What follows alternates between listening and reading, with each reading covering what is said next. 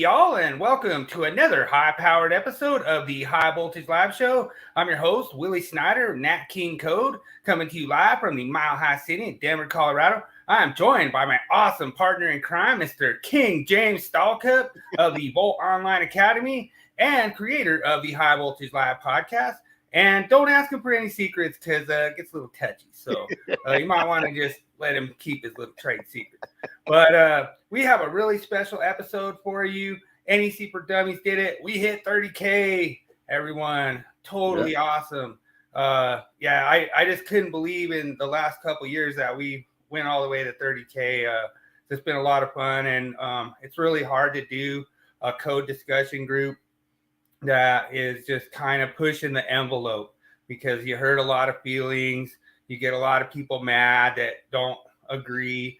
And, so we just always kind of stuck with our beliefs and stuck with what we believe in and just kept this podcast going as far as, try to get stuff in there that was interesting that you guys wanted to check out. And like I say, it's been just an awesome ride, James, and I appreciate you, all your help with some of my dreams, trying to do some stuff with the NEC death match. And, I would have never been able to do it without your, LMS supporting it. And it's coming real soon. We're hoping to launch it July 1st as our first round. We have Colorado. We have all the states coming for continuing education's coming probably July 1st. We're trying, maybe not July 1st, but real soon. Real soon. Yeah. And looks like we have David Engelhardt in the house, future code master electrical code professional or certified master electrical code professional, future in the house. So I think I know what that means, but anyway, it's been a lot of fun doing this stuff for you guys. Like I say, me and James wanted to put you together kind of a structured podcast that had kind of like interesting parts where we could kind of chop through them and not just kind of be like a long dragged out podcast where you just kind of got bored and just talked about, droned on and on and on about the same topic. So we try to do that, and we're going to try to create them into like short videos and try to post them around because we had like a lot of really interesting stuff over the years. I think this is our second year doing it. And like I say, I think it's been probably around 4 years since we've been trying to hook up and get some of this stuff into the Facebook forums, into the code pages, into all the different things to where, we could kind of provide you guys a different angle of the code that you haven't seen. And I really enjoyed last week with the OSHA, document for safety. And we found out now that UL overrides the NEC. So, I told you. Yeah, we now know the secret's out. But, that's the whole thing, that it's really funny when you see and I'm going to be interested to see what happens for the 26th cycle and what kind of things happen. But we have an interesting meme this week. So the meme of the week, I think you guys will like it. It's pretty funny. Let's go ahead and roll it. All right.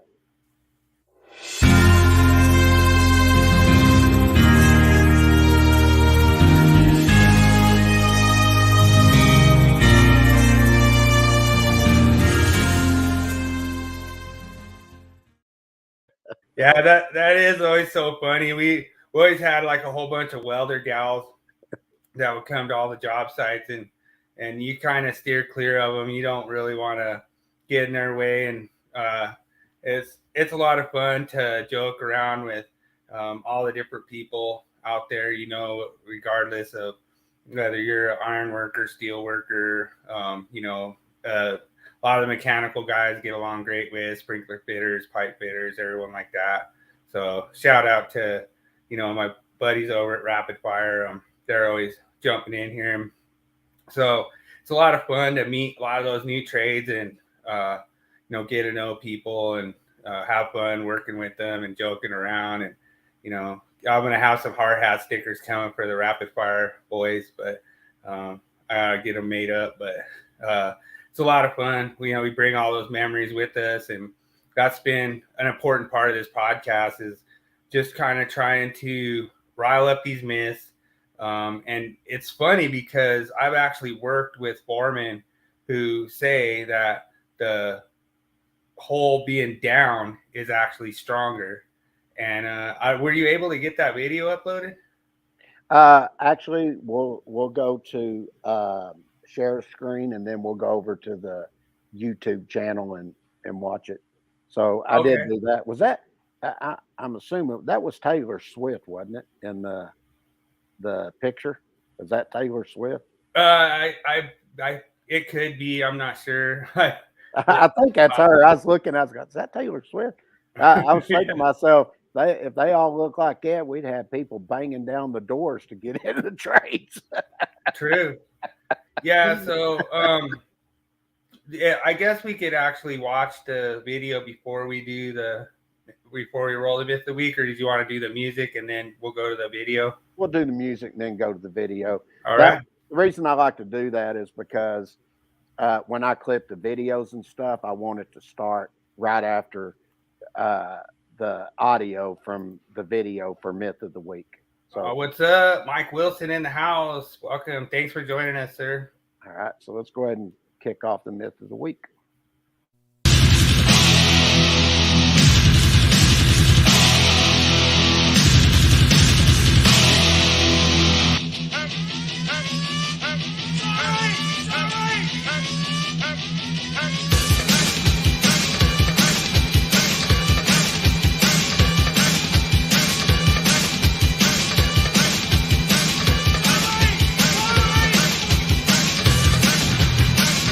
It's time for Myth of the Week.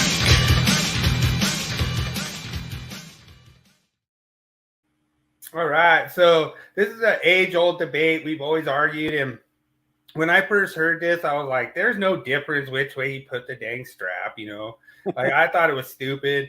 And then I actually saw that there was actually people that went out there and tested it. So let's go see if we can answer the age-old question by watching this video.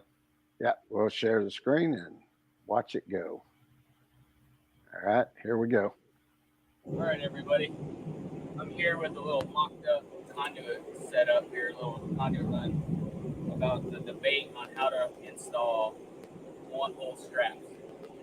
So a lot of people think that the screws on the bottom, and that's what's going to hold the conduit on the wall. And then sometimes you see them like this, and there's another theory behind that. I don't really know all the theory about it. We're just going to put it to a raw test. So I'm going to step on the conduit. We're going to see which one holds up. First one we're going to do is with the screw on the bottom. Put a little pressure on it. So there you go. That fell. Bye-bye. One. Screws on the top. Nice and solid. Well, there you go. That ends the decade debate on how to install one-hole straps. Thanks for watching. That was interesting. Yeah, and the thing that's funny about it is that we actually had a bunch that were holed down at one of the projects, and I was showing everybody. I was like, watch this. I'll just rip that thing right out. And we were redoing them anyway, but it was pretty interesting. And, well, awesome to have you, Juan Gonzalez. Thanks for joining us, sir. Always great to have Mr. G in the house. So obviously, this is one of those debates. It looks like, to me, it would seem that the one-hole EMT support with the hole up actually supports at least 4 to 5 times more weight. You could tell in the video that the strap just pretty much gave away, that there wasn't really anything like holding the actual weight. So you're actually hanging the conduit with the hole up, and the other way, the weight is actually getting pushed around the support. And, you know, I could see that this being a kind of a debate as far as like if you have a complete run and it's up high. You know, I've had this before where the only way I could get the straps in was with the hole down because your conduit was up against the ceiling. And so that was pretty much the only way to do it. So, and then I've heard people say alternate them and stuff like that. And there's a lot of situations where it's really hard. I really think from a listing standpoint, not saying that conduit supports are required to be listed because they're not considered fittings. But the thing is that with these installed with the hole down, it seems like it's a lot stronger of a thing. And so you have something here with the structural integrity, and I've got 4 of them, and it was something you posted. Okay. So you should know these. You did this. I think you. I happened to Google some stuff, and this pulled up on the Mike Hope forum that you posted. Okay, got you. I'll let you handle this whole myth. Okay, sounds good. Yeah, so the structural integrity of the strap, you know, the primary purpose of the one-hole strap is to firmly secure the EMT to the surface, wall, or ceiling. When the strap is facing upward, it provides increased structural integrity for utilizing the force of gravity to its advantage. The weight of the conduit naturally pulls it downward, pressing it against the strap, thereby enhancing the grip and reducing the chances of it becoming loose and detached. This configuration ensures a reliable and long-lasting installation. Load distribution. Another significant advantage of positioning the one-hole strap facing upward is improved load distribution. When the strap is facing up, it aligns with the natural flow of the conduit and any potential downward force applied to it. This alignment enables the strap to distribute the load more evenly along its length, reducing stress, concentration points, and minimizing the risk and localized failures. As a result, the strap can withstand greater loads and provide a stronger support system for the EMT conduit. Protection against sagging. Gravity exerts a continuous downward force on the EMT conduit, which can lead to sagging over time. When the one-hole strap is positioned facing downward, it acts as a countermeasure against sagging. The strap resists the downward force by providing upward support to the conduit, preventing excessive bending or deformation. This configuration ensures that the conduit remains straight and properly aligned, contributing to the overall strength and stability of the installation. Enhanced resistance to vibration. In certain installations, vibrations can be a concern, whether it's due to environmental factors or machinery nearby. Vibrations can compromise the integrity of EMT conduit. By placing the one-hole strap in a downward orientation, the vibrations can lead to tighten the grip between the conduit and the strap. The downward force created by the vibration process presses the conduit against the strap, effectively enhancing its resistance to loosening or detachment. The added stability makes this installation more robust and less prone to failures caused by vibration. All right. Well, I'm gonna make one comment that I probably would use a mini if I was in vibrations personally. Yeah. Well, one of the things that I've seen some people do out there, and back when I was inspecting, I'd go out on the job and they would take a strap that was for 1/2 inch, and if they didn't have a 3/4, they would take and open that strap and then strap that 3/4. And I'd see that. I'd call them and say, "You can't do that," because what was happening, you were basically the structural integrity of that strap. You've now compromised that integrity of that strap, and they get mad at me for calling them on it. But I tried to tell them, that strap is made for a certain weight of the conduit and everything, the stress that can be put on it. And you've already stressed the strap by opening it up. They take a pair of pliers, channel locks or something and just open it up a little. The integrity of that strap is no longer there. And I've actually called people on that before. Yeah, that's kind of a tough one because technically there's really no reason you couldn't take like a 1 inch and crimp it down to a 3/4, just to hold it. And there's really nothing that says that strap has to be listed for that trade size. It's kind of a really hard gray area. And like I say, if you're the AHJ, I'm really not going to argue with either of the stall cup inspectors. But like I say, it's kind of a really gray area because we encountered this a while back, where basically they say if a strap is considered a fitting, then it's required to be listed. Mm-hmm. So if it's not a fitting, then it's not required to be listed. So sure. It's kind of a gray area, and it's really awesome to have Juan low distribution of the strapping, the integrity of the anchoring, i.e. walls. Yeah, and it is paramount of importance, and solid anchoring.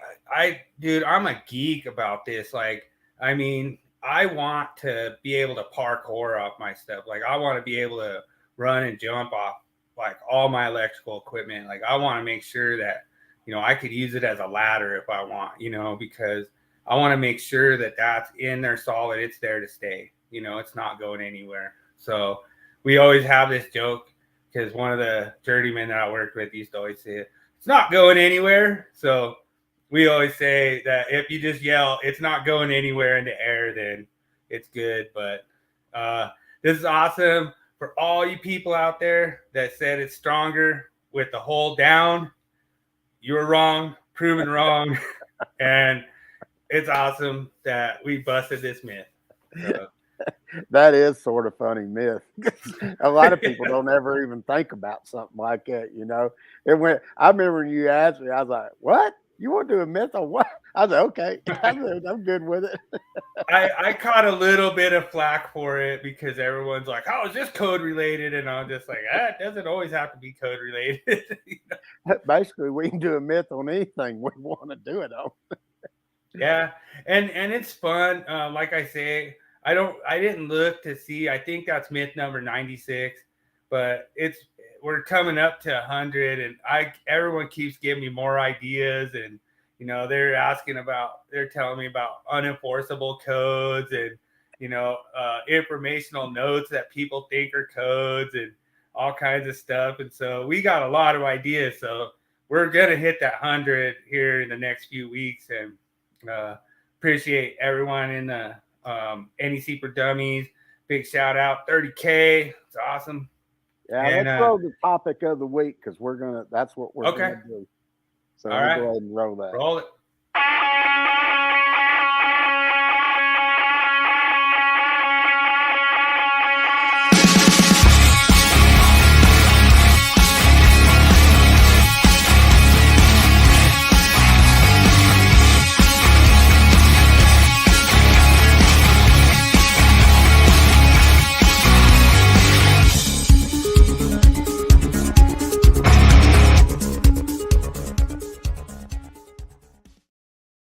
All right, so we have a special topic of the week this week, and me and James are just going to reminisce about the NEC for Dummies and just pretty much everything we've done in the last few years, and about the death match, everything else.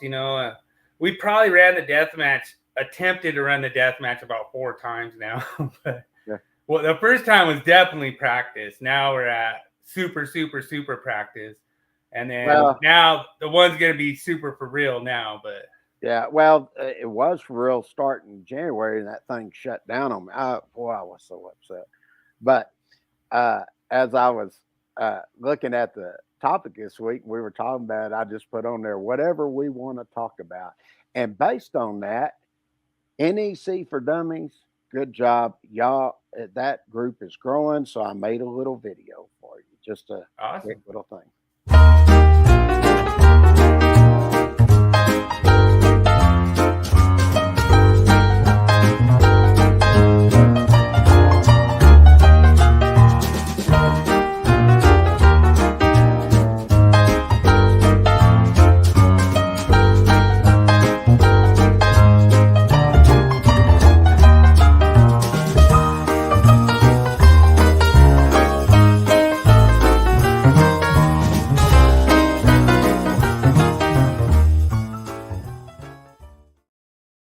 Awesome, brother. I like it. You know what that come from? That What's that? That was a carnival. Oh, really? Yeah, I started laughing. Okay. I'm going to do that. We ain't done something that corny in a while. Okay. Yeah, yeah, that means a lot to Juan.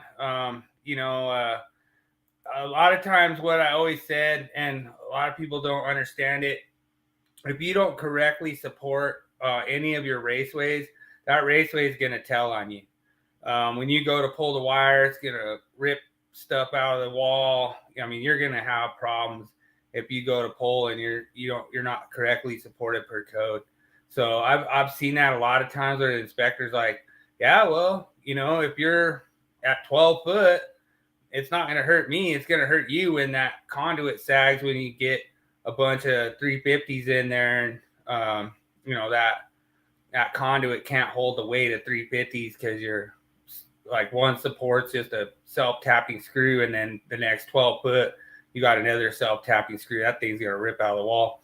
I have a really funny story. We had an apprentice. He used all easy anchors, 100% easy anchors, the whole entire run on drywall. And I had no idea. They were like, yeah, just go in there, pull wire. We could make it up, everything. Oh yeah, cool. When I was so proud of myself, went in there, pulled wire, made it all up, got the inspector out there, got the final inspection, everything's good. All right, cool. Have a good day. Next thing you know, boss calls me up. He's like, yeah, we're going to have to head back out to that school. And I was like, oh, what happened? He's like, yeah, our conduit fell down. And I was like, oh man. And I mean, and it was crazy because he had easy anchors like that far away from a stud. You know what I mean? I'm like, oh man, if you would have just hit that one stud, you know what I mean? Mm-hmm. Like, it's so close to just hitting a stud. And so from now on, every time I hand an apprentice easy anchors, I'm like, what are they for? What are you using them on? What, ask some questions, because I'm like, yeah, I want to see that happen again. Sure. But it's something that you have to know. A lot of guys don't realize the tensile strength of those, like some of those drywall anchors aren't good enough. And there was a buddy of mine. You remember Mike Salinas? Remember, he actually passed his journeyman when we were doing the journeyman test. So I talked to him earlier tonight, and he's working on kind of like a low voltage project, and they're asking about grounding and stuff, Mm-hmm. And so I told him, I says, yeah, put that over in dummies, and we'll address it, And like I say, I might not be the one answering it. I might not even know. So, that's the whole thing. What me and James have kind of learned is we might not know the answer, but we know who to ask. Sure. If I don't know something, I'll call somebody. I know so many people in the industry. I can make a call. They'll call me right back if they don't answer and tell me what I need to know. So, right. For what we're going to talk about, first one we'll talk about, I'm going to share a screen just to prove to everybody it's coming soon. So nice. I'm going to show everybody here some of the things that we've been working on and what everybody's about to see. This right here, the first thing I'm going to be showing everybody, this is the website that's being done. You can't get to it yet because I haven't published it out for everybody to look at. But this is going to sort of be where you come in and you'll see up at the top left, the main thing we're going to be pushing is for the license update series. And Oh, dang, you got Texas now, huh? yeah, matter of All fact, right. there's when you come down, I'll show y'all here in a minute. But what we did, we come in, we let you know that we have all different types of things that you'll be able to purchase. We have the state license update, then we'll have the fully interactive courses or basic courses. And the reason I'm doing that because everybody has a different budget, of course. So you can, if you want the interactive courses, of course they cost a little bit more because there's a lot more detail in it. But we also have basic courses. But what I did do is if you want a basic course, not pay as much and just use your code book to do all the studying, you can do that. But I also am going to leave it up on the calculations wherever we have them where you're filling in the blank. You'll still be able to do that. You just won't have access to all the sections and other things that are in there. And the one thing I like to point out is on our calculation problems, they're step by step, and all you have to do is just go in there, click on the blank, fill in the value. So you could be on the job, want to use it, put your own values in, or you're studying, you're doing prep tests. I mean, it could be anything or just study. So we're going to have all of Right. that. We had a thing in here with Dad. Oh, Sort of, I thought Great Boy was out of business. No. yeah. That that's Charles' line once again.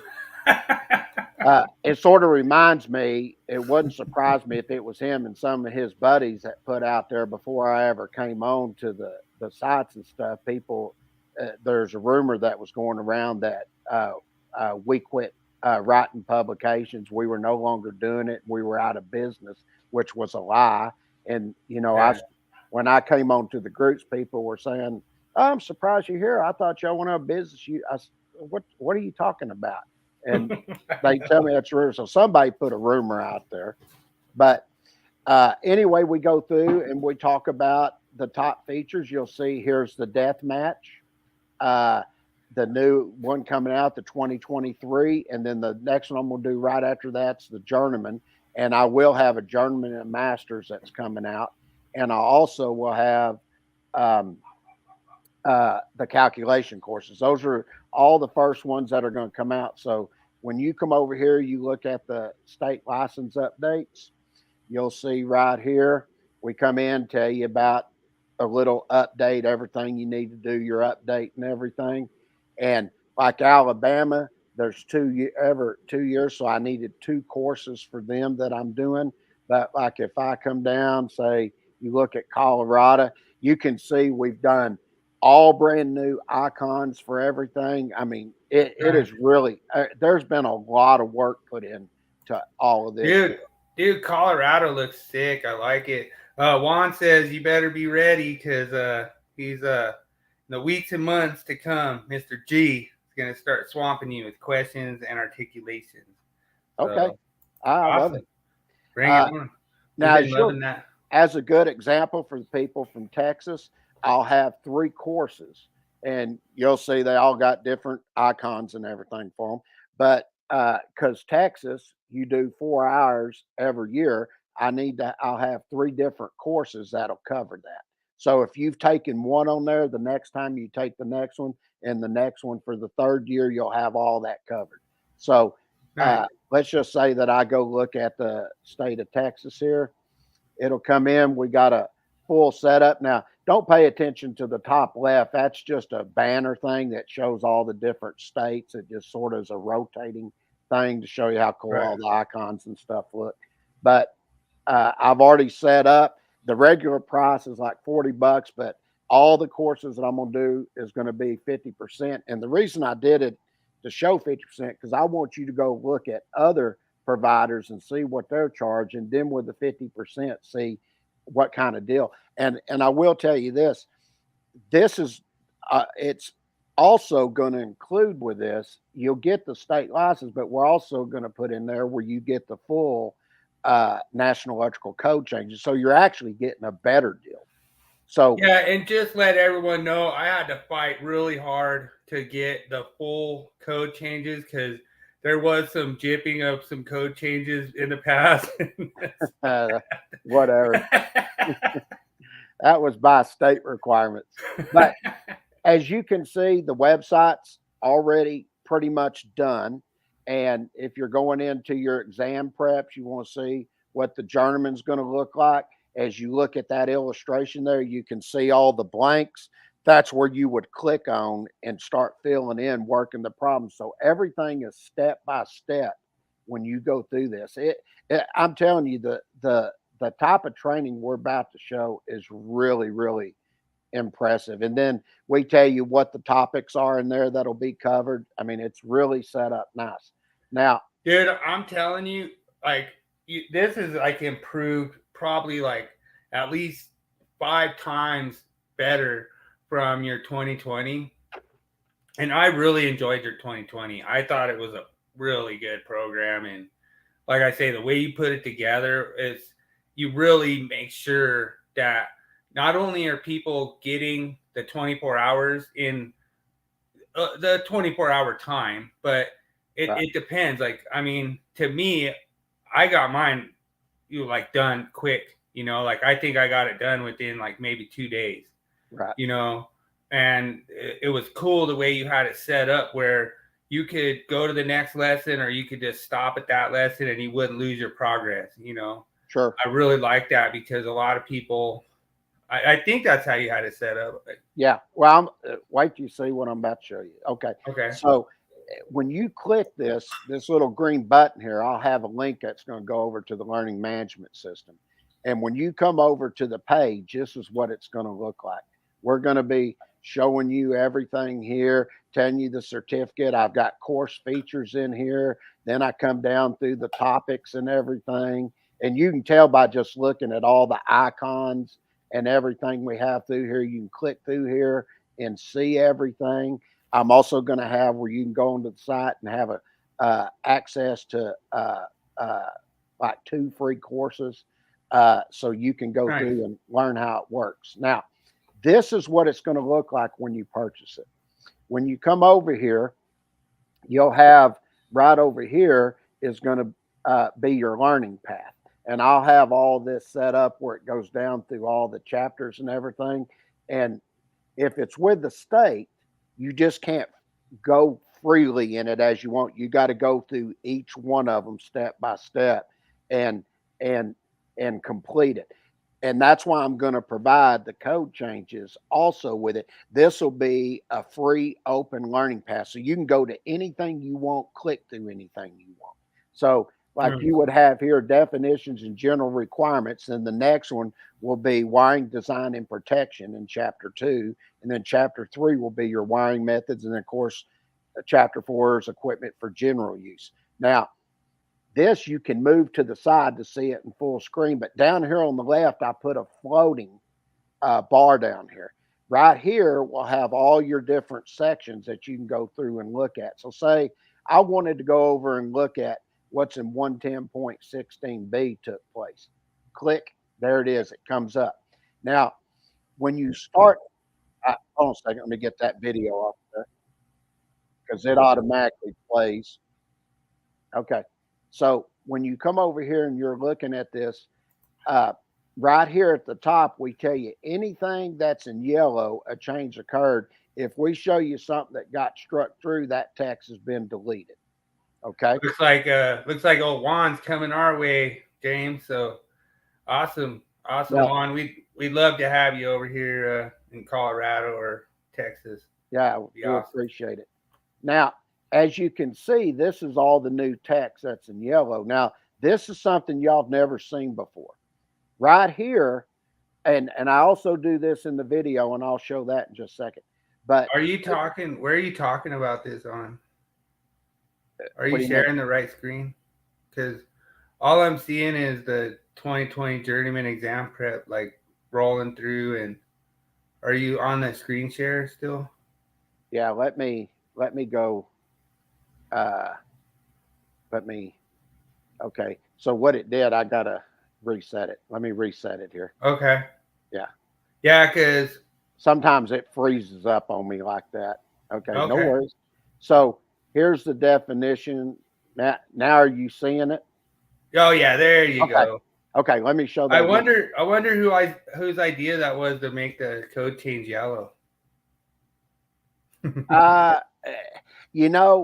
when we first started this, we were the first to do this. We used to take and underline the text in the publications where the new stuff had happened. We were the first to ever do it. And then Nice. I guess the code book liked it so much, or NFPA did, they started shading it in the code book. And, somebody said, "Oh, that isn't true." I said, "Well, let me show you." And I showed them an earlier publication. They go, "Well, y'all were the first to do that, wasn't you?" I said, "Hey, you bet you we were."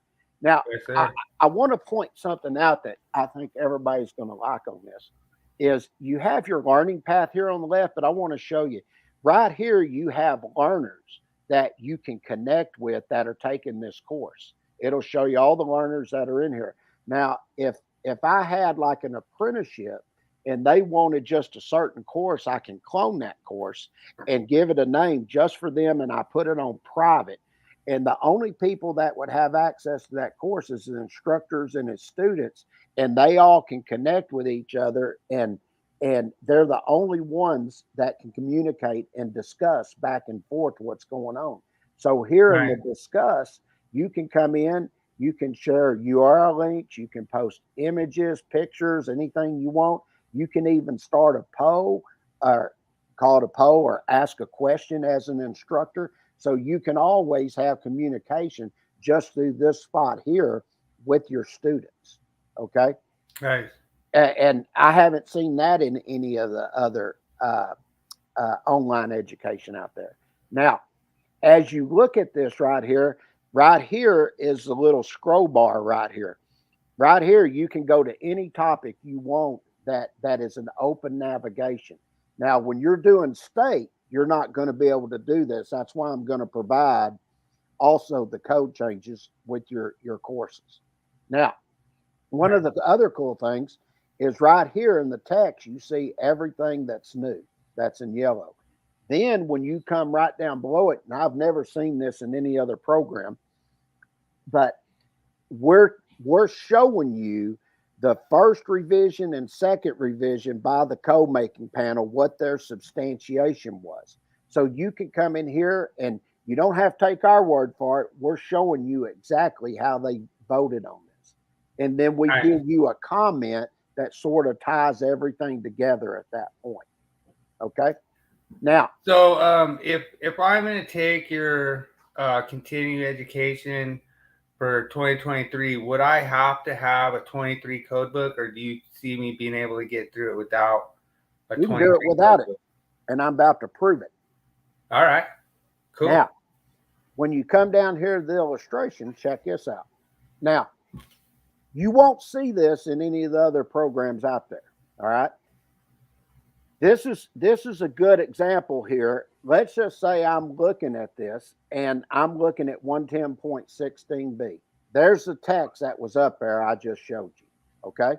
Now, we're telling you also based on what happened in 110.16b for service equipment rated over 1,000 amps or more, we're telling you need to look at 110.21b, talking about the field applied hazard markings. Yes, You also sir. need to look at 110.24, which is your available fault current. You also need to look at 110.25 as far as that being a lockable type disconnecting means. And then we can't put ANSI, but I can do 70E. So you also need to look at 70E, and here's all the information in here for the marking at that when you're doing your arc flash risk assessment for equipment labeling. Nice. So when you look at this over here, you'll see 110.16b on the left, and when you come down, you see the labeling that's required. But when I go look at 70E, look at the extra stuff you got to do. Right. We got a hot tomato, we got a hot potato comment in the chat. Uh-oh. What's that? James, how does your course material compare to Mike Holt Enterprises, Ryan Jackson, or Tom Henry? I didn't even think Ryan Jackson had a code training course. I tell you what I tell everybody. If they'll even show you their training, most of the training that's out there, what they have is a picture with text. And that's all that's on the screen. Then you go to another one and they put it in a player.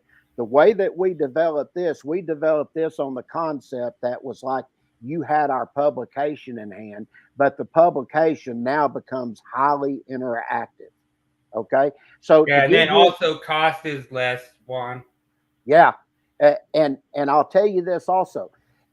When you're doing the calculation portion where you fill in the blank, over here on the left-hand side in that black column, I also have a box that I've created in here that's called NEC Loop. And we put the sections in step by step when you're solving that problem. So you don't have to take our word for it. Just go look at the sections and you'll see everything we're telling you is true when you're performing that calculation. Now, another thing that we've added, and all of this takes a lot of time, but we also have a video that comes in. So basically, for the state license, this video you'll have to listen all the way through. That's how I track all the time and everything to make sure you're getting the required hours from the state and they approve me with no problem. So I'll just play a little portion of this video to let you sort of hear what it sounds like.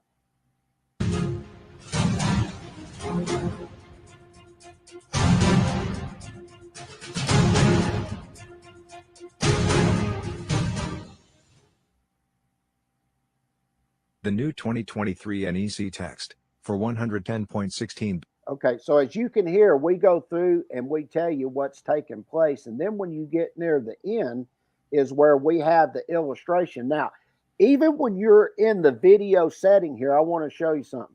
Watch this. Hover above the section, click it. You have access to all that information too.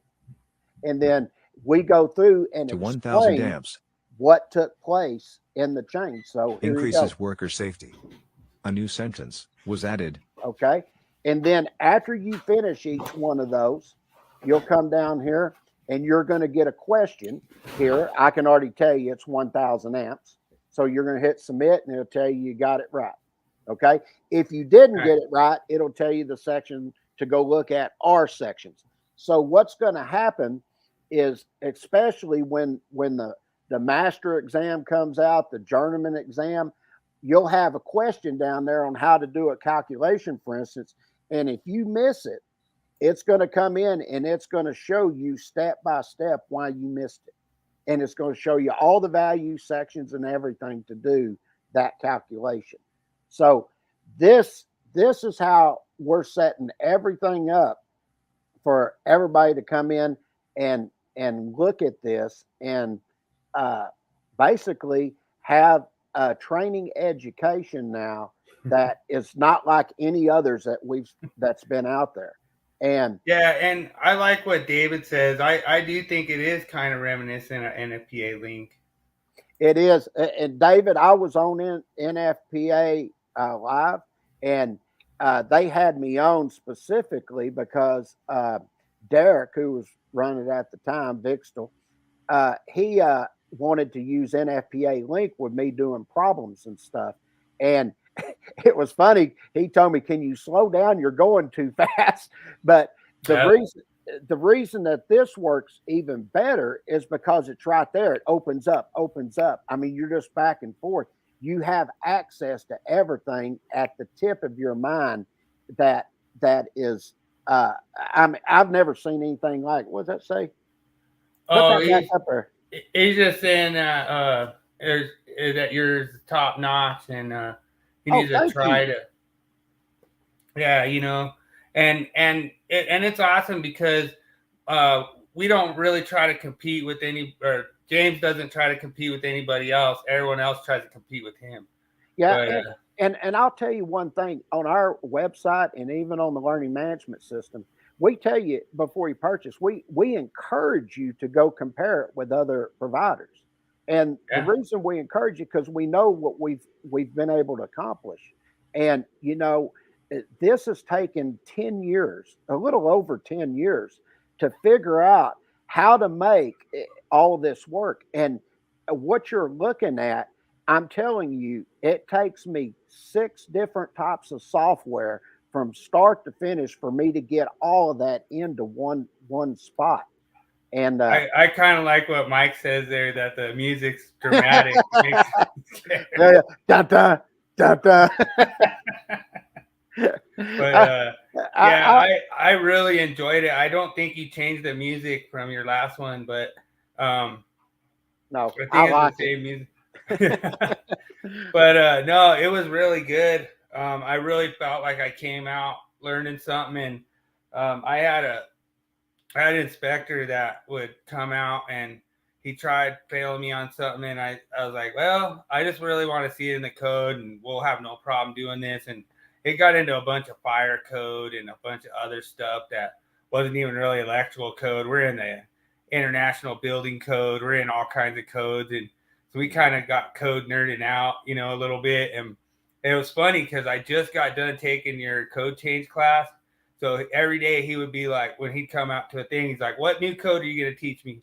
And then I think at the time, there was certain ones I remembered off the top of my head. I'd be like, let's go. I was like, look up 410 69 or whatever, And then he goes in there. He's like, oh, I would have never even thought that they would have changed that. But yeah, you're right. You do have 2 grays in a 277 volt fixture. Mm-hmm. You have a 0 to 10 purple and gray, and you have a say a brown and gray for your fine voltage.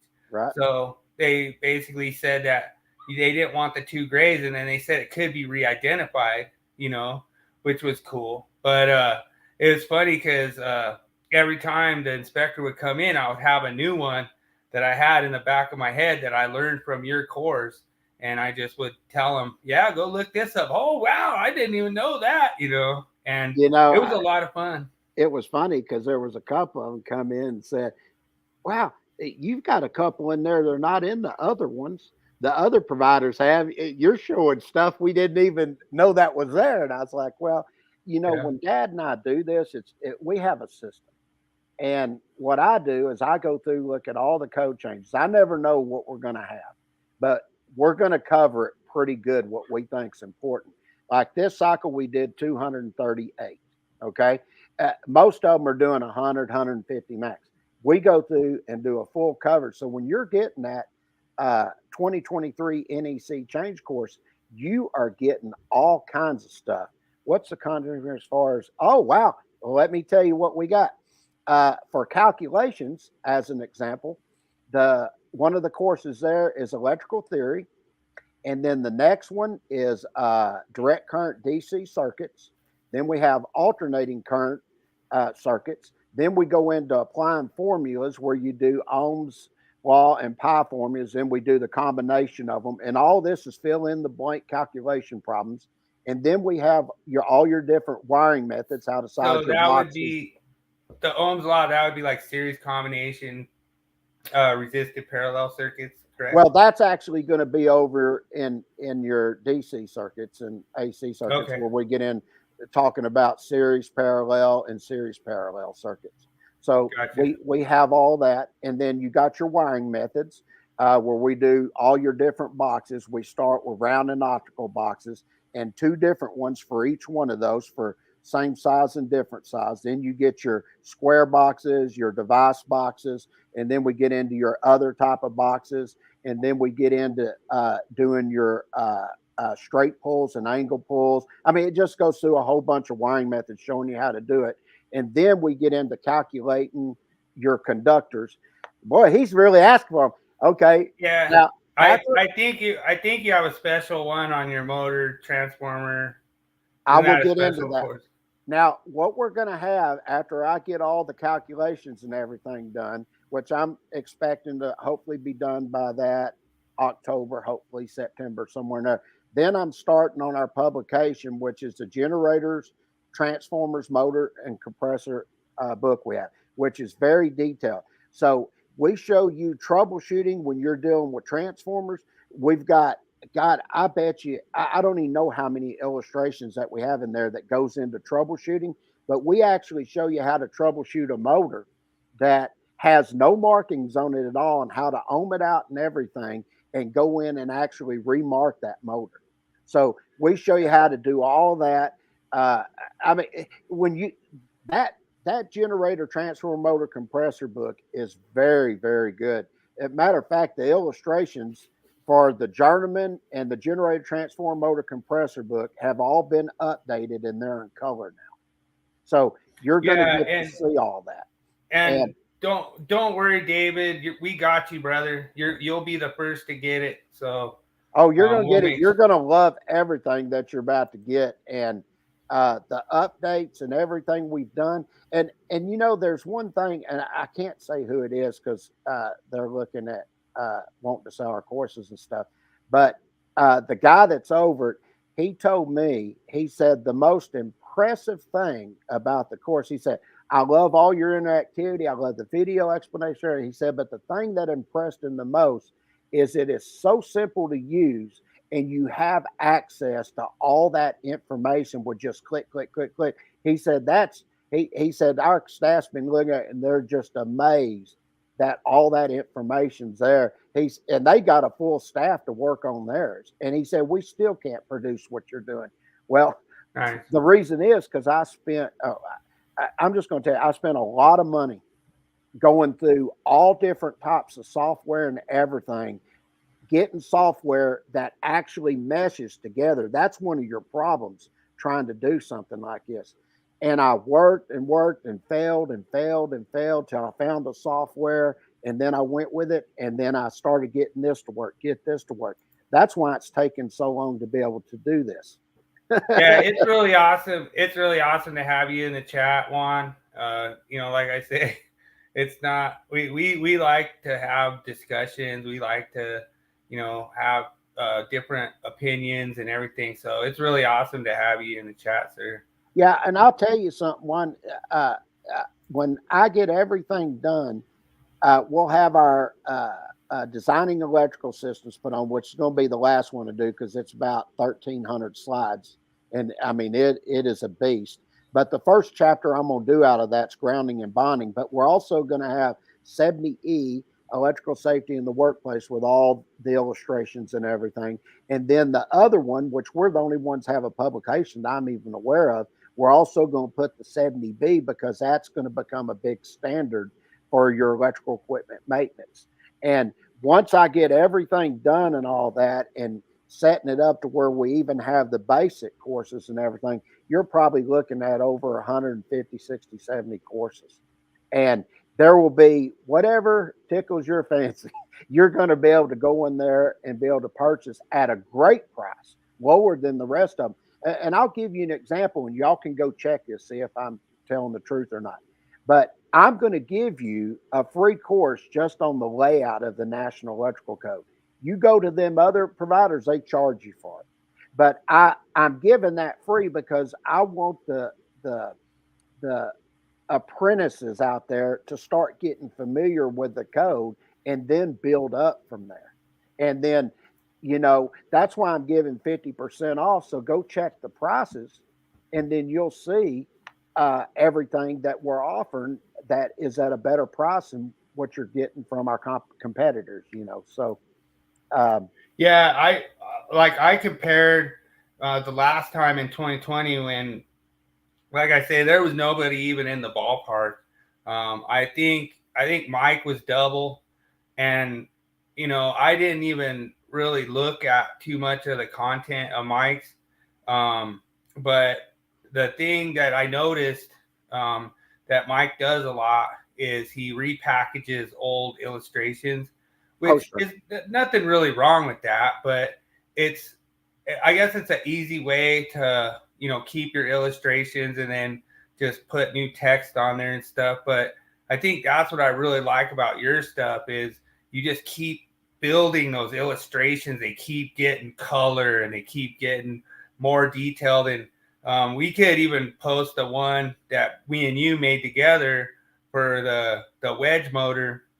Yeah. I was out there at the plant and I was making up motors and everything. And I just all of a sudden started telling, well, it's too bad. Is there a way we can make it like full screen or bigger? No, that's just the logo on there. Oh, okay. But anyway, we were just sitting there after the show, and I just was like, yeah, the purple ties the gray, and that's 4 and 7 or whatever. I knew the terminal numbers, I knew the colors, I knew everything about it. And so we want to make like a t-shirt with that on there, and you basically have a motor cheat sheet for the motor points, and it's just based off me out in the field just making up motors, you know. And if you're in Texas, you're actually making up motors. Motors. So if you're, you're Colorado. Well, I will tell you, I'm using a company called Printify, and that I can do shirts and everything through there, and I'll link over from the website all the different ones we have and everything. But you'll be able to go and get all that stuff that you wanted, and I think you'll really enjoy that. You can buy if you want a High Voltage Live T-shirt, or you want a Vote Academy T-shirt, you want an NEC for Dummies T-shirt. I mean, we're going to have all the, and you get coffee cups and stuff like that. And it's just an extra little service working with another company that provides and makes all the stuff as you order it. So we're going to eventually have that on there. So there's a lot coming here in the next year. And a big shout out to you, Mr. G. It's really awesome to have you around. Like I say, I don't know everything. I just know different things. But you know, it's about learning. It's about learning every day. I'm always learning every day. I'm learning new things. It's the whole reason I decided to go into fire alarm was because I wanted to know different systems. I wanted to know how to, you know, troubleshoot better. I wanted to know how the DC worked.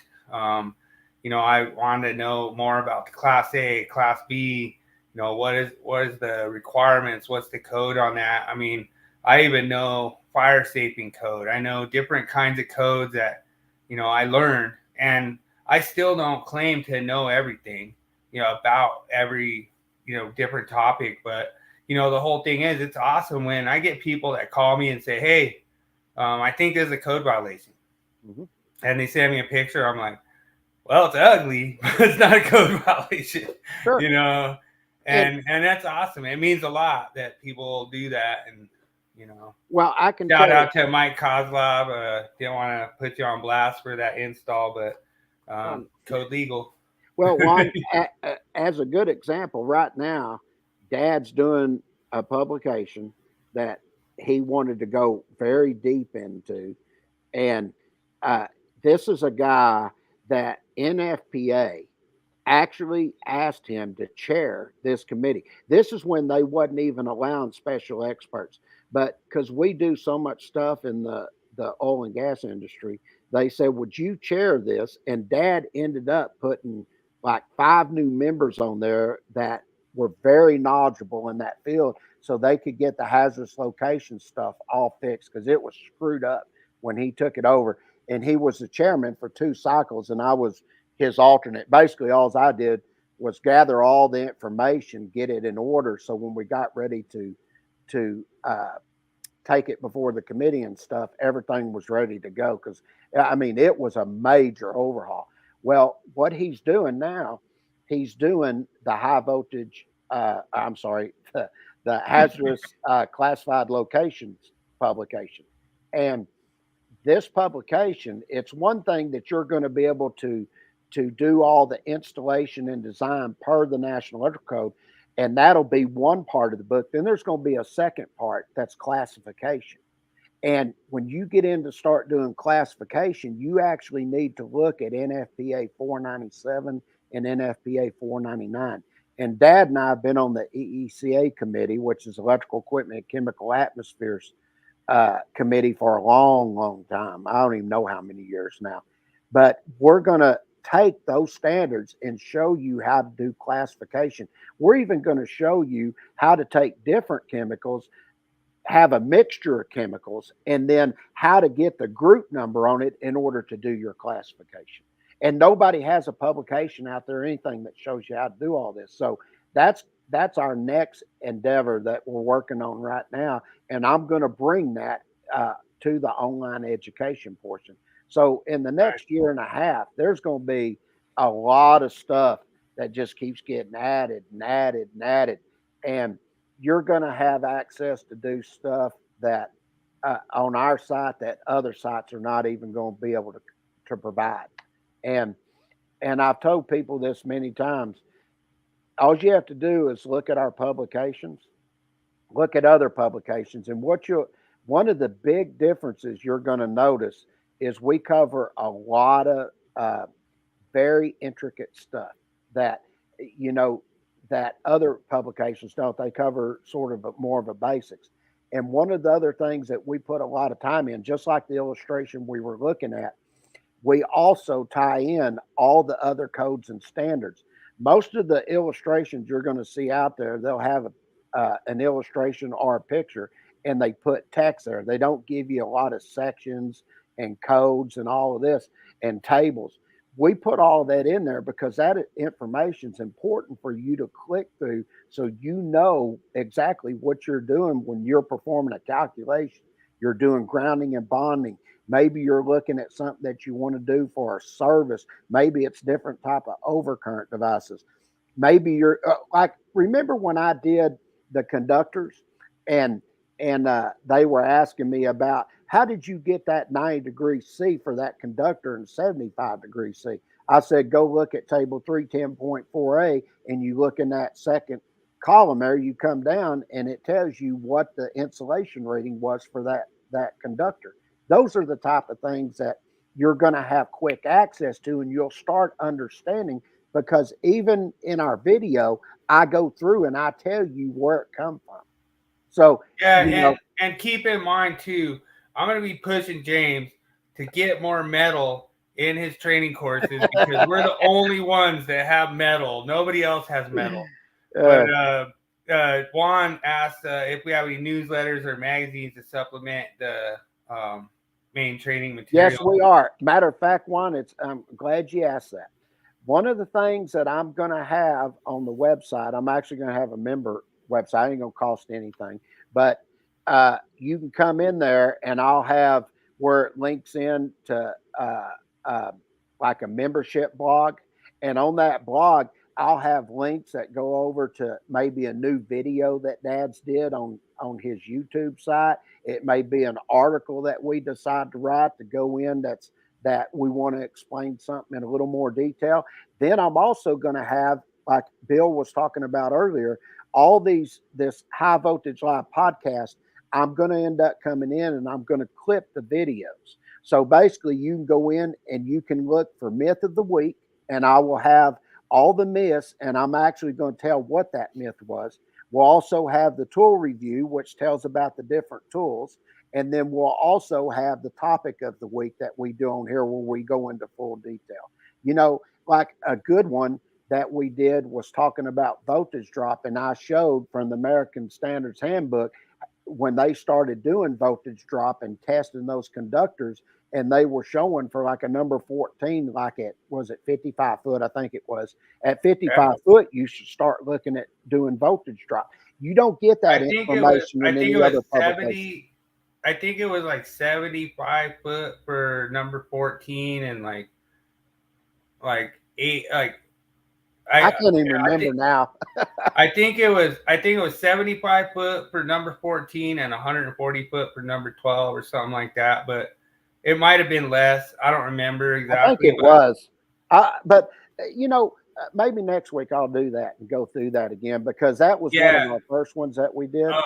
Juan, he doesn't have it all ready yet. When he drops it, then it's gonna be all active. Yeah, if you just pay attention to our groups like NEC for Dummies, when that website comes out, I'll say the website's up and running. The courses are going to start coming, and every time a new course comes in, it could just be a calculation course like on electrical theory. I'm gonna post it in our groups. This course is now ready. The next one, DC circuits, the course is ready. Alternating current, you know, all of those I'll just drop. This one's ready. This one's ready. This one's ready. And there'll be a link in the announcements of NEC for Dummies too, Juan. So he'll pin the post so that you can see it right away when you're at the top of the group.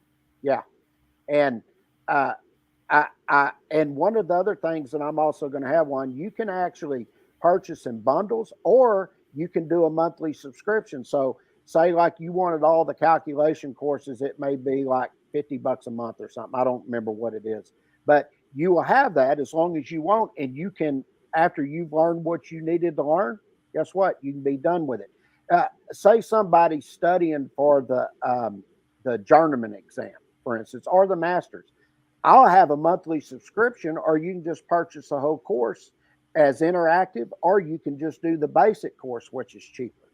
But I'm giving you all these options because everybody has a different budget, and what they can afford. And that's the way I'm going to set it up for everybody. And Nice. so if you're studying for the journeyman and you're actually going to get in after it and start really learning, you can go in there and say, I only need like 3 months, so it costs you $150. Or you did it in 2 months, it's $100. There might be one particular section you want to study that you need a little more refreshment. And that's one thing that you're not going to see the other providers. They don't have that. And we're taking that extra step. It takes a lot more time on our part to do it, but yet we want to be able to provide something that everybody in the industry has access to that they can afford. So what's the number one free course that you have in your learning management system? I'll probably do 2 of them. I'll probably do. But I'm just saying, what's the number one best one? NEC for Dummies. Oh, the death match. Oh, death match. I meant death match. Yeah, the death match.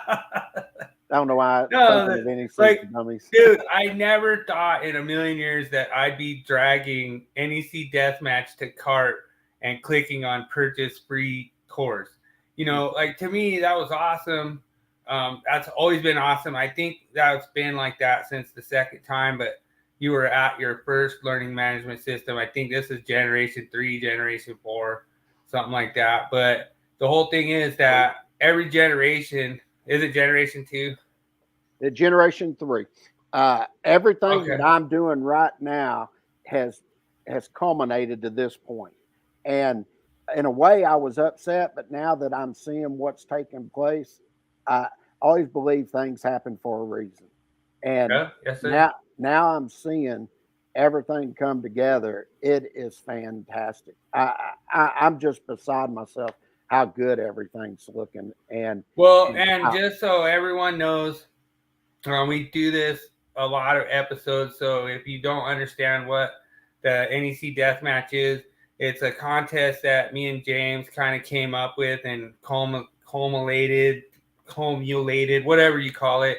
And we just basically kind of came up with, it's going to be 24 questions, 4 calculation problems, 20 code questions.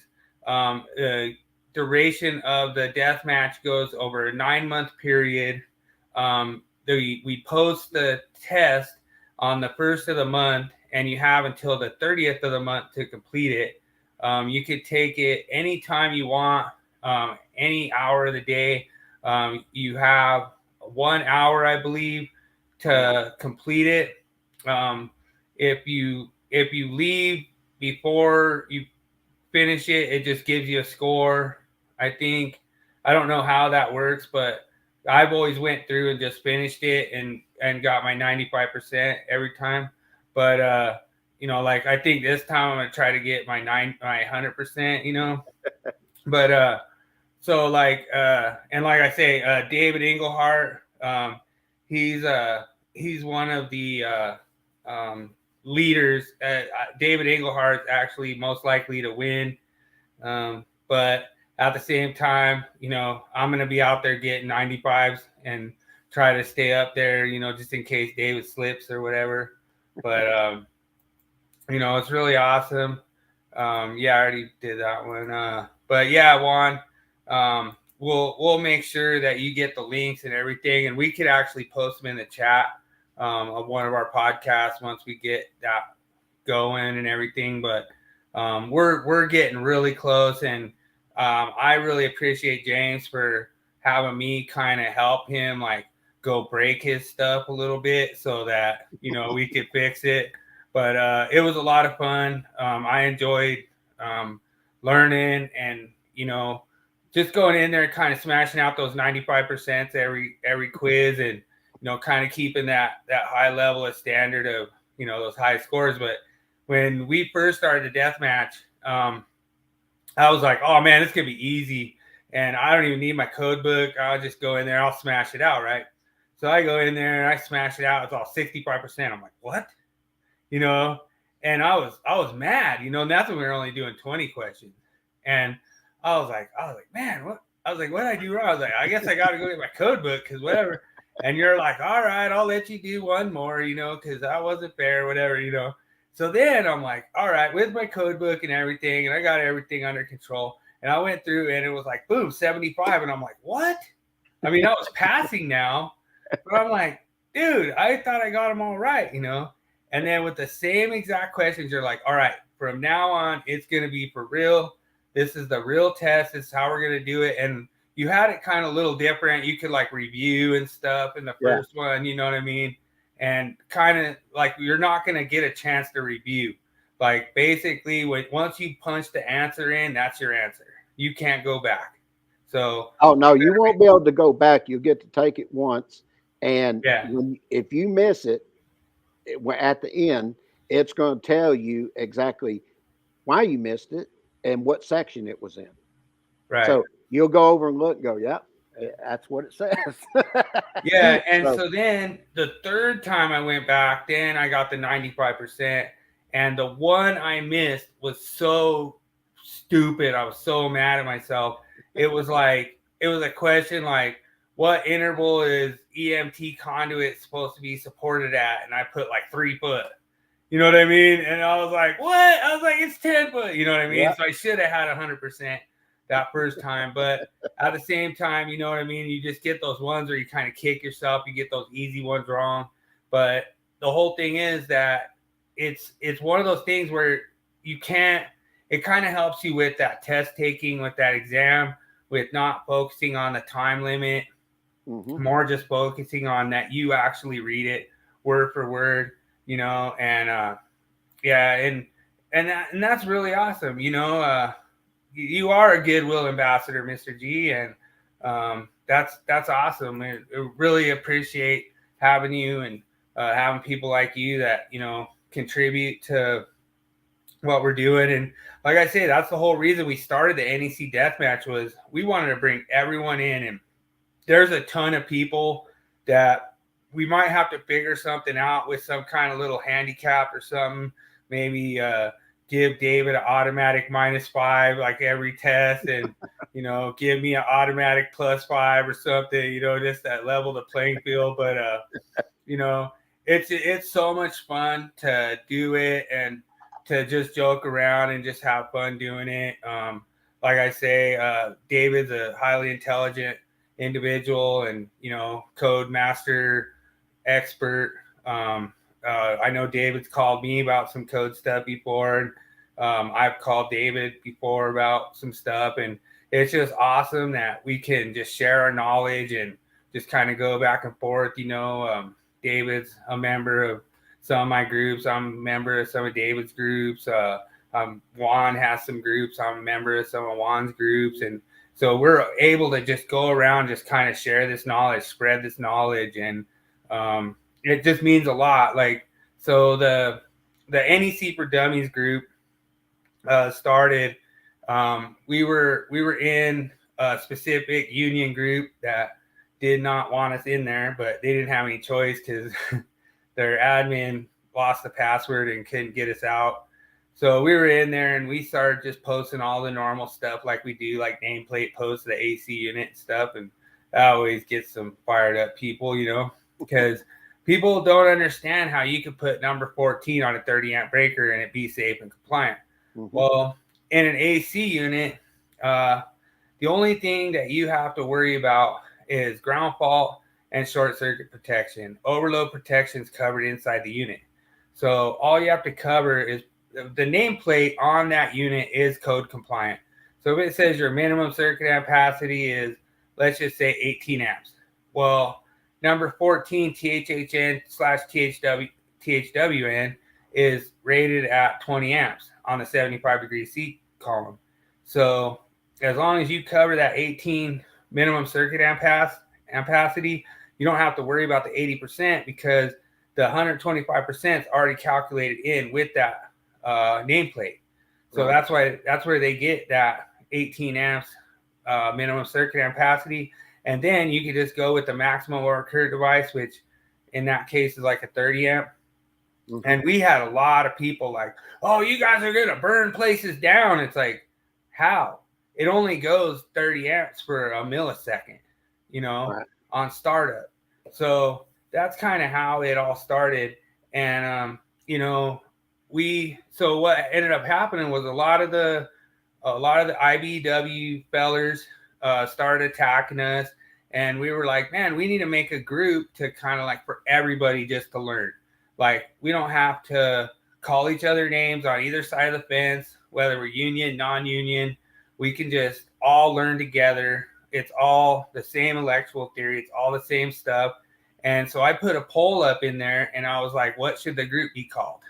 And we had a whole bunch of funny names in there. I don't remember them all. But one of the names that came up was NEC for Dummies, and it got like the most majority of the vote. So I was like, cool, I'm going to go make NEC for Dummies, and everyone's going to be able to learn. And so we put it up there, had a whole bunch of people jump in that were really high knowledgeable people in the trade and in the industry. And it was fun. We had a good blast. We ruffled some feathers and we made some people mad, but at the same time, we're that only group that just doesn't back down, just has the courage to stand up there and, fight for what we believe in. And, to me, the biggest one that I have to say is our top number one is the ACs aren't outlets. And, that was my thing right away that I brought to James' attention. He didn't even know about it. And I was like, hey, you want to be on my podcast? I was like, I want to talk to you about this stuff. And he didn't even know. I kind of blindsided him in my podcast. But, the whole thing was, I was like, these guys are saying that the AC unit is an outlet. And I'm like, well, I was like, some of them say AC is an outlet. Others say the disconnect's the outlet. And then some of them say it's the wiring method. Some people say it's the seal tight coming into the unit. Some people say it's just there, just do it. Who cares? It's GFCI protected. Why you guys fighting us? So it was a rough battle, and I tried to kind of walk that tightrope between both sides, and I kind of find out the other side just wanted to cut the rope. They didn't want you to walk anything, and so it was really frustrating. But we try to work through it as a group, as a just to try to kind of work through it. And James came up with a lot of really valid points. I did the podcast, I think it was September 11th of 2021 on the Willie Jackerson experiment. And it was interesting because I just came home from work and I'm like, none of this stuff's making sense to me. Like, where are these guys just coming up with this, And then me and James James saw me on one of the podcasts, and they had Thomas Dimitrovich and Nihad El-Sharif. Nihad El-Sharif was the one who actually crafted the public input that was the basis for 210.8F change, which says all outdoor outlets are required to have Class A protection. And it was due to a child's death in Southside Chicago in 2007. Child jumped on a unit, crushed seal tight, energized 240 to the frame of the AC unit, no equipment ground, and child was electrocuted.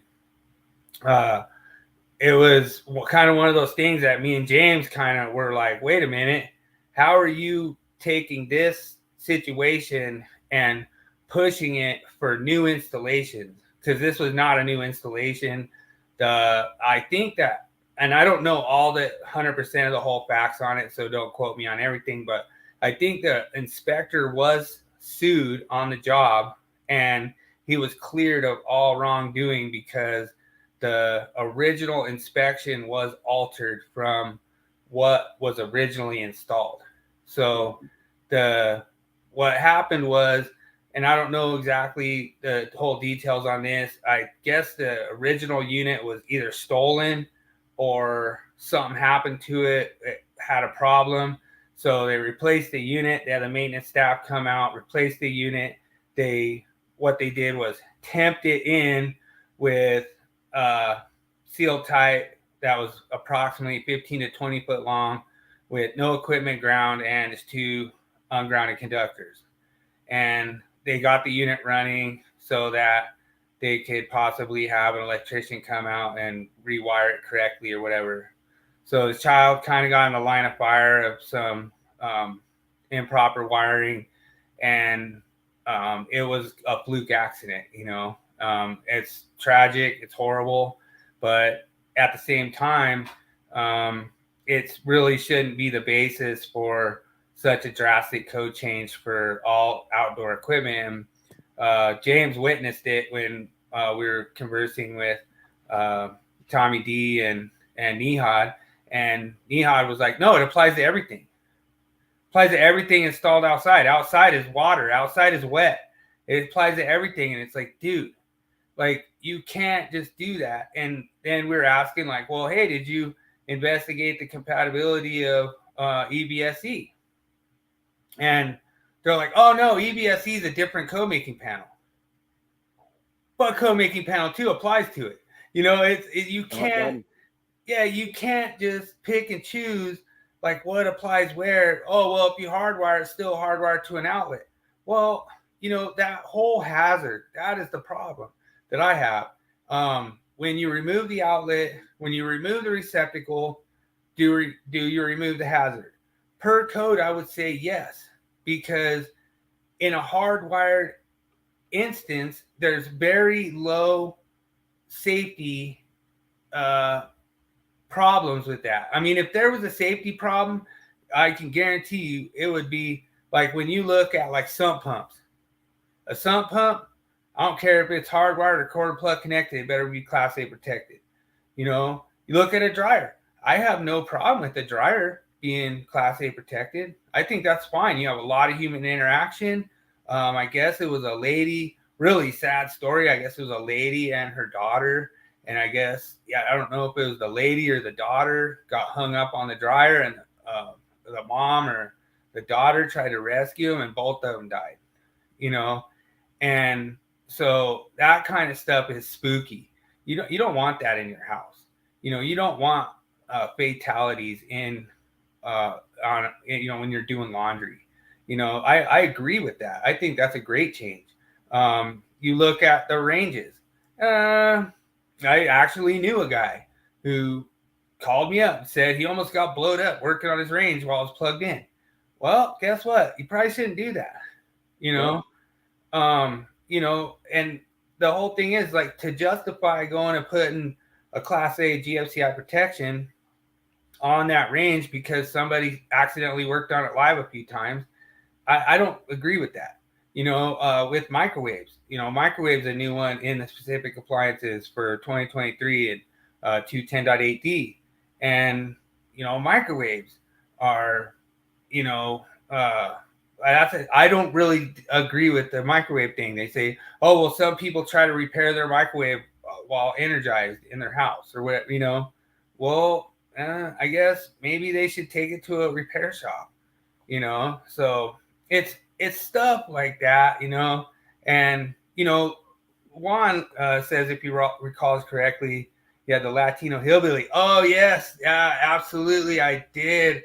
I did that on a Labor Day episode. I believe I did a thing on it, if we should join a union or not. And Juan was an excellent guest on that. It was you guys have to go check out that episode. It was September. It was a September episode on the Willie Jackerson experiment. But thanks for reminding me about that one. But we run into this whole thing where me and James have kind of been talking about this a lot. But where does this line get drawn where here comes code making panel 2, say we mandate Class A protection for everything that's installed outdoors? They don't mandate nothing. Yeah, and to me, and I told James about this too. I just recently installed an EVSE. I hardwired it in the garage. It was a location where it should be Class A protection, and the inspector came in, and he's like, "What documentation did he ask for?" And did he ask for the code article, or did he ask for the manufacturer instructions? I showed him the manufacturer instructions. It says personnel protection is provided with the equipment when hardwired. Boom. That's all I needed to see. See you later. They didn't question any single thing about it. 210.8F was referenced or applied or anything. So I really enjoyed that. I liked that inspector was straight up, and he didn't say a single word about outdoor outlets. So You know, I'll tell you the thing that gets me, and this ties back into the podcast last week about listing and labeling of equipment and how UL goes about it. And one of the interesting things about that is when UL takes and they list and label their equipment, they do it based on requirements that are actually in the NEC. So if you have EVSE out there and they tell you no GFCI protection if it's hardwired, let me tell you that has been taken into consideration before they put that in there, and the code cannot override that. And that's my whole point. So if I go out there and let's say that I just have a receptacle, okay, they make receptacles and breakers and know that you got to have GFCI protection out there. It specifically states that for those receptacle outlets. Then when you come over and get outdoor outlets, if you go over and you've got an AC unit, I don't see any type of thing that UL has put in their thing that says that needs GFCI protection. If it did, they would say that, you know, and basically this is where I have a problem with some of this is where does code making panel 2 feel they have the right to say they dictate, or one person said that anyway. And I told him when he said that, I said, first of all, I said, I've been doing this a long time. I've never heard where a code making panel dictates what a jurisdiction's going to do. So you look at all these jurisdictions now that are just completely doing away with 210.8F or making amendments to it. Why are they doing that? Because there's a problem. And this goes right back to the one thing that I said when all this took place and people were asking me questions about it. I said, first of all, I said, as long as I've been doing this, whenever something gets put in the code and you're going to make a change like that, there's always technical substantiation provided to why you need it. And their technical substantiation, like you were saying a while ago, Bill, is based on this death, but it didn't have nothing to do with AC unit. It had to do with improper wiring and installation that caused that death. And for them to come in and use that as their technical substantiation is not correct way to do it. Now, another thing that I'll point out on that is code making panel 2 for the 2020, they had a task group that was put in place for the 2023 to go do all this testing. All the testing was done in Houston on all kinds of different units. They had the technical substantiation, and basically they come in and told them, we're never going to be able to do this. So I don't know what y'all want to do, but it's not going to happen. And we actually had a guy from Train. He actually called Dad, and Dad told him, just put in your procedure, which UL approved, no GFCI protection on this unit. Guess what? That overrides it, just like for that EVSE. Then what happened was code making panel 2 rejected the TIA that was written by the test group that actually did the technical substantiation to provide technical merit for that change that they did. And then I can do that. I can do that all day long. Now, another thing that happened is it went before the floor, and Co-Making Panel 2 wrote their own TIA, got a bunch of people up there, and as Thomas Demetrius said, Ryan Jackson got up there and did a mic drop. Well, let me say this. It must not have been too good of a mic drop, because then it went to the Standards Council. The Standards Council completely rejected what Co-Making Panel 2 did. And you know why they did? Because it lacked technical substantiation. And they put the technical substantiation back in that was done by the Co-Making Panel. Now, I'm going to say this. The people who are in Co-Making Panel 2, and I don't care if it upsets them, you should be ashamed of yourself for putting something in and rejecting technical substantiation and merit that was given to you and doing your own thing because you want GFCI protection. That's where I had the problem with all of this. And so now we're coming to 2026. Well, guess what? I've submitted a whole bunch of proposals for like disconnecting means, for outlet. And I said, and I gave them all these options to tell me where an outlet is. And I brought this up, which nobody still will explain it to me.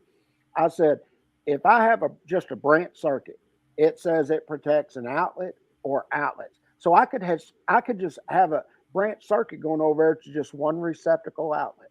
That's it. I don't have to go, or I could be going to a switch. It's going over feeding the lighting outlet. It allows you to do that. Now, when I get over there and I look at an individual branch circuit, how all of a sudden does the definition of branch circuit tie into an individual branch circuit when it says it only supplies what? Utilization equipment. And then they try to say they're both the same definition, and they're not. And that's why they even put the definition for a motor branch circuit, is because of that problem right there. That's not an outlet. And, and it goes back, and I'm going to tell people this, and I know it upsets some of the competition, but I'm just going to tell it like it is. It's like Ryan coming over there saying, if I come from a panel board and I go over and hit a fusible disconnect, that's a feeder going over there. I called him out, and he had the gall to text my dad and tell Dad I was ruining his reputation and everything, which Dad agrees with me. It's been in our illustrations for over 30, 40 years, and we point to it, showed it where it says it's a branch circuit. Nobody has ever disagreed with that, and then when you go look at 430.24 and then 430.62A, it says a feeder supplies what? 2 or more, not 1. So how can that be a feeder?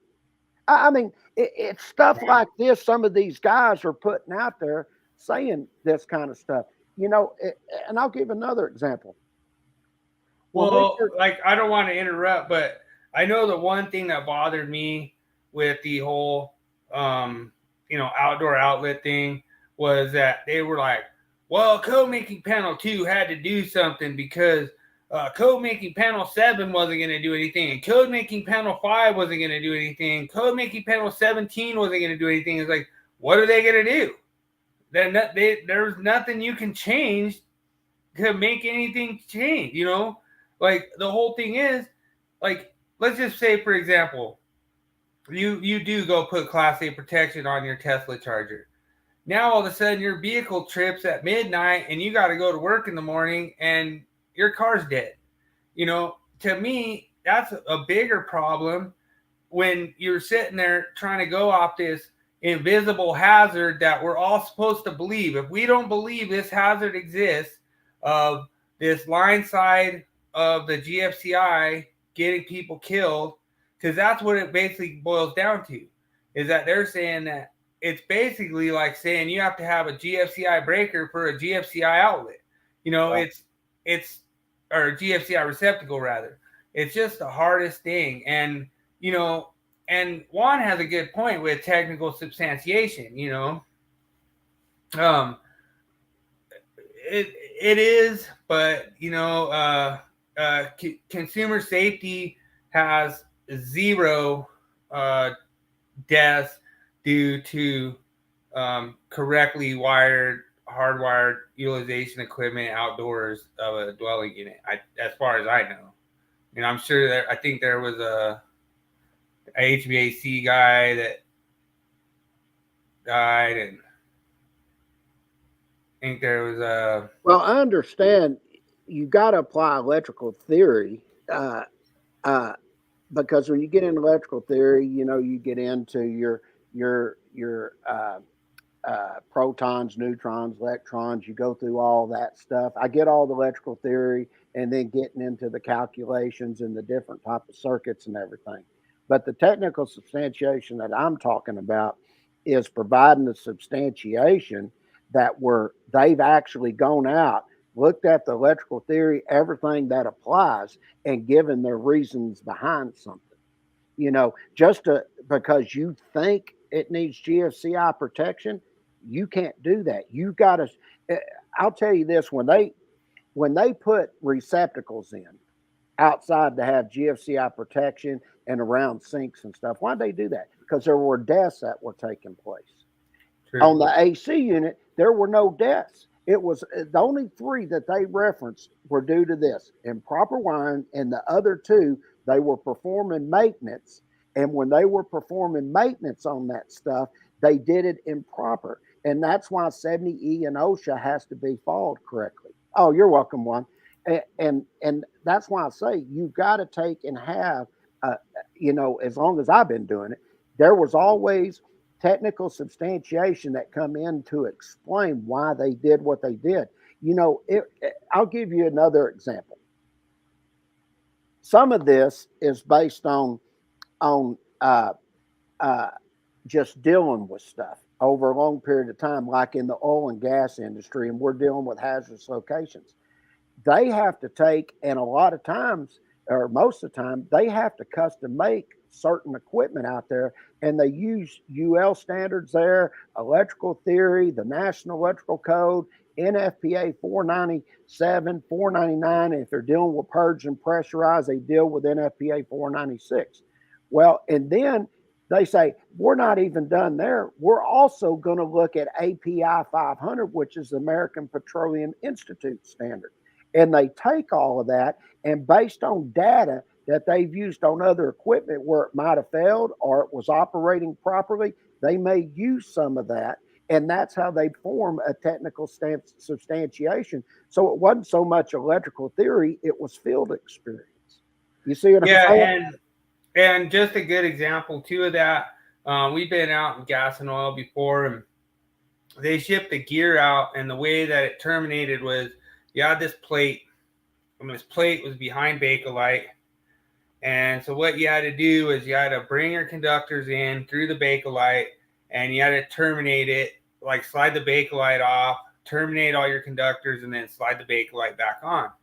Well, they didn't like that because that's not a really good form of maintenance. So what we ended up having to do was we had to take pieces of gear that was extra or stuff that they didn't need, and then we had to go take that pieces of busting apart from the other gear, and we had to go in there, extend that out past the Bakelite, and then go and re-terminate it. We had to torque this, we had to torque our plates, we had to use the exact plates, the exact gauge, the exact thing that was already there. We carefully did this to where we knew exactly the property of that material. It was exactly the same as that. It came from the same manufacturer. We used the same torque specs that was provided by the manufacturer. We actually basically rebuilt this whole gear to make it how the plant wanted it for maintenance and everything else. And it was all inspected, and we did not alter the UL listing of that equipment. We maintained the integrity of every single bus bar as we did this. This is a 4,000 amp piece of equipment. I mean, you do anything wrong in there, you're going to have a big boom. And basically, if you do anything wrong in there, what you're doing is you're building a bomb, and you don't know when that's going to go off. That plant might ramp up to 200 amps for a year. But the minute that thing starts running full capacity and that gear starts running over 2,000 amps, 3,000 amps, whatever it is, that area that it has that weakness is going to go boom. and you don't want that to happen. And I remember going out. I was in Oakland, California, and I was out there for was it Chevron or Exxon? I can't remember, but they took me over this gear and they opened it up, and they literally had in here these free floating bus bars, and then they had the conductors coming up hitting them. It was probably about 1.5 feet, and it was just hanging there. And they asked me, "What do you think of this?" And I was looking at it. I said, "First of all, I said I don't even want to be around it."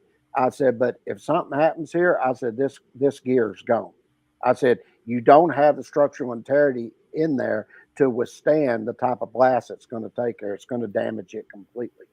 And well, yeah, at least needs to be lashed or something to try to eliminate those things from flying around. Right. Well, you look at the way they do the new bus bars and everything coming in; they're all bolted in real close and everything to where the terminations are going to go. I mean, they're firmly in there. They're not going anywhere. And when you get an arc, it'll buckle that copper. Okay. But this, it wasn't going to buckle. It's just going to incinerate because there was nothing there to hold it in place. And I told them, if you're going to work on something like this, I said, you need to make sure you have everything completely turned off if you're going in there doing any maintenance or cleaning of that equipment.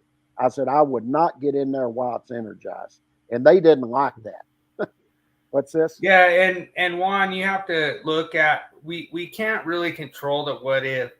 I try to focus on the parts of the install that I can control. And I always have a second set of eyes on it with like the inspector and everything, and make sure that I'm using the correct torque values. Making sure that I'm following, just like James said, like I have a lot of these standards in my mind when I'm doing it. I'm sitting there watching guys. We might do this for a minute. I thought about this one. I don't know if we ran it yet, but a lot of guys don't think you have to torque your receptacles or you don't have to torque any small equipment, but in all actuality, every single piece of electrical equipment has a torque specification. So if you're installing just a mounting screw, you should be mounting that to a certain torque, and I like to think of torque when people talk about it as the amount of pressure to open a door is 10 psi. So if you're opening a doorknob, then that's 10 psi. So most electrical equipment is about double what it takes to open a door, and that's pretty easy to judge. I actually was messing around with it back in the day, and I had a torque screwdriver and I was trying to get it perfect by hand, and I think I got that perfect click in my wrist where I get it about right by hand. But at the same time, some of these breakers, we were running into there were these IT panels for the IDF room, and they just had straight slotted screws. Well, I knew right away a straight slotted screw for the lugs 50 inch-pounds. And do you know what 50 inch-pounds is, James? Oh, you're talking about? I thought you. Yeah. Do you know what 50 inch-pounds is basically? I guess that'd be just like one twist, wouldn't it? It's as tight as you could get it by hand. Yeah, that's what I mean. Just a good hard twist on it. 50 inch-pounds is a lot. My torque screwdriver only went up to 34 inch-pounds. So 50 inch-pounds, I believe it was I think it was 8 point something foot-pounds or something. Mm-hmm. Whatever 50 divided by 12 is. Or no, it's 4.5 foot-pounds. That's what I'm saying. I thought you got it turned in there and get it one hard turn, cinch it in. I figured that'd get you at 50. It's basically as tight as you could possibly get it by hand with the screwdriver. And you're leaning into it, you're wiggling the conductor, trying to get it as good as possible, but there's really, I actually did at one point get a torque wrench that was set up for those slotted ones where I could put a slotted in there and get it like perfect. But the thing was that I found out was just me getting it as tight as I possibly could with a screwdriver was the same as a torque wrench. Right. You know, so you know that kind of stuff you kind of geek out on, learn over the years. Like, you know, you want to do things right. You don't want to, like, you know, cut corners. And, you know, like Juan, he's an excellent installer, excellent electrician, and he knows what I'm talking about. You know, geek out on that stuff.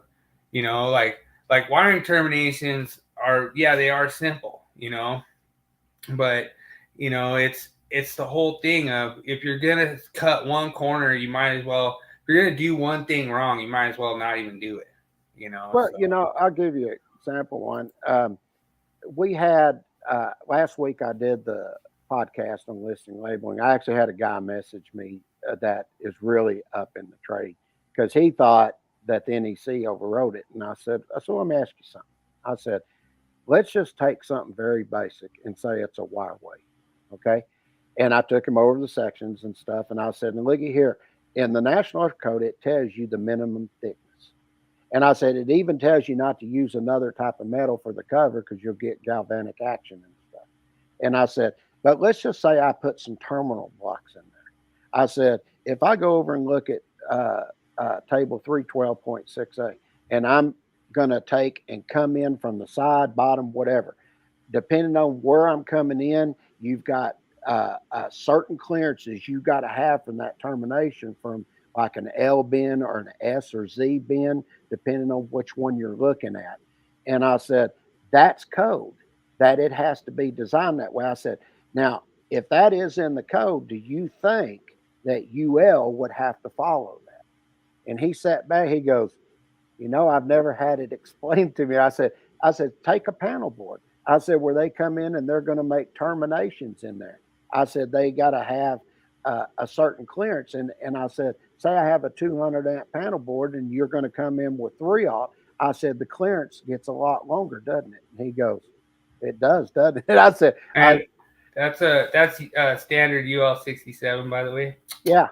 And I was explaining all that to him, and he goes, well, hell, he goes, I think I'm going to have to agree with you now when you put it to me that way. And he goes, you're right. They do have to do that equipment stuff by certain things that could be in the NEC. I said, sure.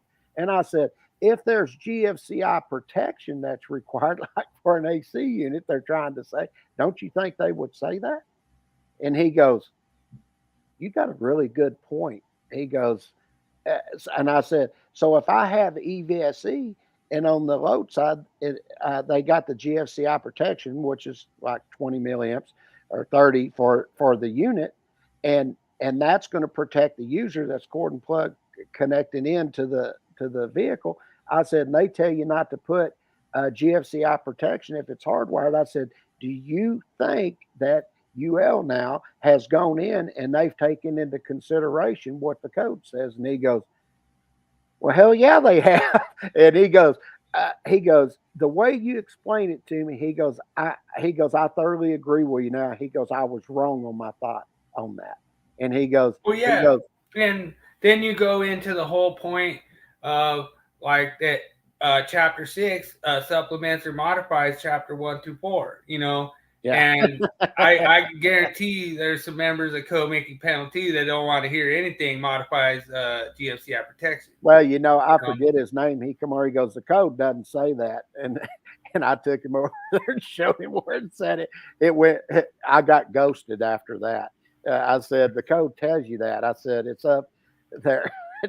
Article 90.7, it tells you. And he was like, you know, he just went ghost on me after that. I was like, okay. Do we have the code question this week? No, but we do got the tool of the week. You ready for that? Okay. Let me pop it in.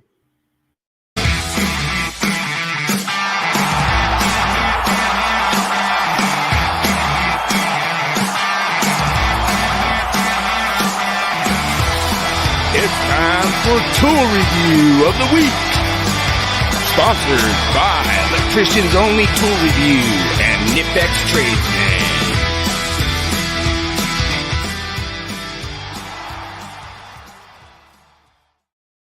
right. So this is kind of like a follow-up review. I've actually had this for about a year now, and I absolutely love it. I actually have a backpack for like my laptop and everything, and for work. And what I do is I just have this in there, and then what I'm able to do is I'm just able to link up for Bluetooth, and then I can go on to different presentations, whether it be like YouTube or different like podcasts, whatever, and then I can actually just listen to them in my backpack with this like linked up, and it's loud enough. It's not loud enough for me because it's got to play the Willie Jackerson Mile High Metal playlist on Spotify, but it's still loud enough that it's good. I really like it. Like I say, I couldn't really tell you too much of a bad thing about it. Like it really, it takes the DeWalt batteries. The thing I love about this thing, it really blew me away, is I could actually charge my phone off the DeWalt battery, which I think that's a really big plus. I haven't seen any other product out there that could do that. So basically, I just plug in my DeWalt battery, and then I just plug in a USB and plug my phone in, and it'll just charge right off the DeWalt battery. So I really like that a lot, especially when I'm playing the Mile High Metal playlist on Spotify on my phone. So pretty awesome. I really like it. Just kind of a follow-up review on that. It's a really good product. I like it. I recommend it to anybody who's a DeWalt lover, but it could have some better speakers. It could like maybe link up with some higher power, some louder volume, but that's pretty much it. I really appreciate everyone joining us. Yeah, and definitely Juan, go check out the Mile High Metal playlist on Spotify. So I got all my songs featured on my podcast, plus a bunch of bonus ones that I threw in there. But it's a cool playlist. It's a lot of metal that you don't hear. It's not mainstream. It's just stuff that is kind of off the radar, and it's pretty cool. There's some stuff that's just normal, old school from when I was growing up and stuff like that. Got the old Suicidal Tendencies and Testament, stuff like that. But I try to throw some new stuff in, like Sabaton. I feature a lot of Sabaton stuff, and really like Sabaton, Swedish band, and they do a lot of war songs and battle songs. Did you ever see my one No Bullets Fly? I don't think I did. So, or I say see, but did you listen to? But so basically, it was a story about American bomber, B-17 bomber. He was bombing Messerschmitt factory. Basically, almost got shot down. They only were down to like one engine. He was in an extreme nosedive, and somehow by getting to a lower altitude, he was passed out, didn't even remember what happened, and then all of a sudden he just woke up and pulled the plane out of a nosedive. And they said he was so low he scraped the shingles off the houses. And wow. So he was flying, and I mean, they had a hole in the side of their plane where you could literally see through the plane. His tail was gone. They didn't even know how it was still flying. So he was only flying at like a low altitude. Well, he has to cross the Atlantic Wall, and they're the best anti-aircraft gunners in the world. And so they basically were, a suicide mission to get across there. And so he basically told the crew, like, hey, you want to just jump out? You want to just bail out? And they're like, nope, we're in this. Like, we're going to die valiantly. If we get shot down, that's what happens. And so all of a sudden, here comes a German Messerschmitt coming up to him and looking at him, and he couldn't even believe the plane was flying. And they were gonna try to shoot at him, but he knew to stay. The only gun that was working was the belly gunner, and he stayed next to him. And then he realized that these guys were pretty much dead once they go up against the Atlantic wall. He was trying to tell them, like, land, land, land. They're like, nope. And so then he just stayed next to them, and they flew right across the Atlantic wall, and not a shot was fired. And he basically saved them. And then they got across, and he took off, and they landed safely in England. And then the German pilot actually got away. Like, he basically risked his life to save the crew. And then like years later, the German pilot and the American pilot actually met, and and he was faced with, the German pilot was faced with a lot. He was living in Vancouver. He was faced with a lot of hate because he was a Nazi, and then he was faced by a lot of the German people call him a traitor and everything, but he really risked his life to save the German pilot. So you guys want to check out a really good story, check out No Bullets Fly on my Willie Jackerson Experiment podcast. Really good. That's story. Cool. Yeah. All right. Well, we're at 2 hours, brother. Let's wrap this booger up. I'm hungry. Yeah, well, I'm sure Pops is ready to go eat. I'm starving up. Hadn't eaten all day trying to get everything done. Yeah, awesome, Juan. Appreciate you coming in, sir. Yeah, I should be able to chat with you on Saturday and stuff, and it's really awesome to have you join in with the conversation and bring all your insight with your 7-foot-tall hillbilly chopped in half coming from Puerto Rico, I think is where he's coming from. Oh, wow. But yeah. But really awesome. I appreciate everyone for joining us. 30K, baby. We did it, man. That's awesome. And it keeps going at the rate it's going. It's going to be 40 before you know it.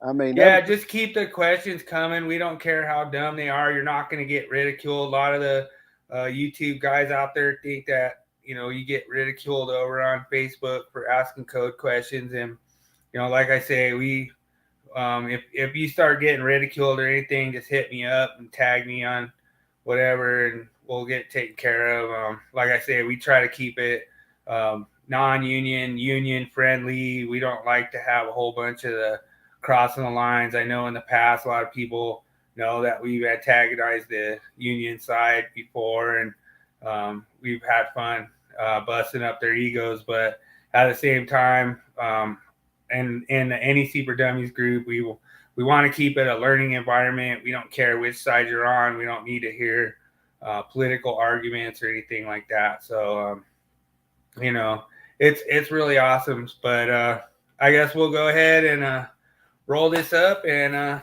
end it at a clean 2 hours.